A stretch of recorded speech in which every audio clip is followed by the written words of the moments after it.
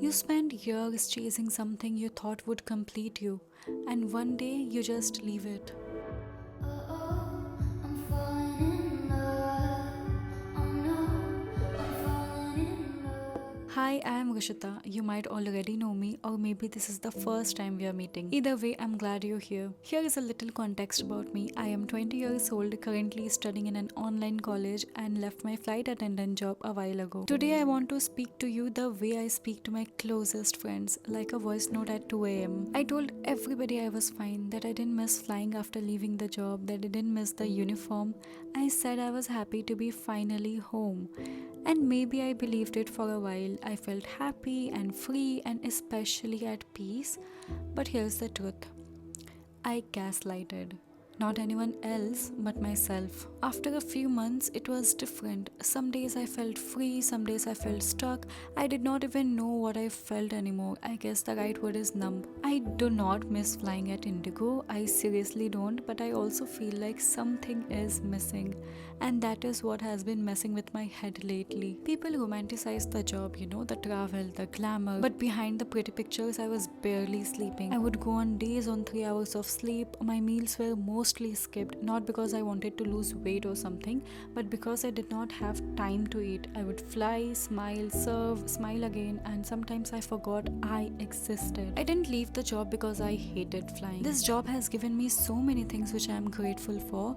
I wouldn't have traveled so much or made friends from different cities if not for this job, but I left because I was disappearing inside it, slowly and quietly without even realizing it. Now that I am home, I sleep well, I eat on time, and yes, for a flight attendant, it feels like a luxury to eat and sleep on time. My body feels healthier, but mentally, I don't know. I feel like I have slowed down a bit too much. Now, when I'm working, even when I'm busy, it doesn't feel the same. I feel isolated, like I am on pause while the world just plays on. I have told so many people that I'm doing great now, and maybe a part of me is, but I'm also scared that I don't recognize myself anymore. I miss my past self a bit too much that it hurts. I somehow question my self-worth. I went from being constantly needed to just sitting in silence, from traveling to 4 cities a week to 4 walls a day. And in that stillness, I started hearing things which I ignored for too long, which is my own thoughts. And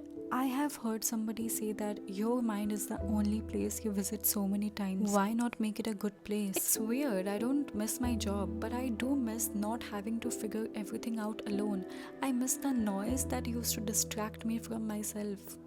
So, yeah, maybe I'm not as happy as I said I was, and that is okay because now I finally understand I used to say without really meaning it that happiness isn't permanent, it comes and goes, just like everything else in life. I read this in chapter 2 of Bhagavad Gita where Krishna says, the non-permanent appearance of happiness and distress and their disappearance in due course are like the appearance and disappearance of winter and summer seasons.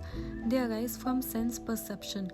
O scion of Bharata, one must learn to tolerate them without being disturbed. I think I finally get that now. It's one thing to say to someone else, to be the strong friend who says, this too shall pass, but when you are in it, when you are the one sitting in the quiet, it feels different. But even this version of me, the confused, low energy, not so sure version, is temporary, and that's where my hope comes from. So I am doing something about it. Step by step, I started with a mood board. I know it sounds basic, but when you are lost, clarity is a gift. I asked myself, who do I want to become now? Not who I was before flying, not who I was during the job, but now. I started saving pictures that felt like peace, energy, and something which feels like me. I am calling myself back now. The girl who is soft but stronger, still kind and clear, ambitious but still grounded. She dresses well, eats clean, moves her body, laughs a lot, and never ditch her dream. I don't have all the answers yet, but I do have hope, and I think that is a good place to start. This is episode 1 of The Summer I Turned 20, a series for my girlies, for the overthinkers, for the ones who are still figuring it out. If you ever felt like you are behind or lost, you are not alone. We are in this together, and this might be the beginning of becoming the version of us we have always wanted to meet.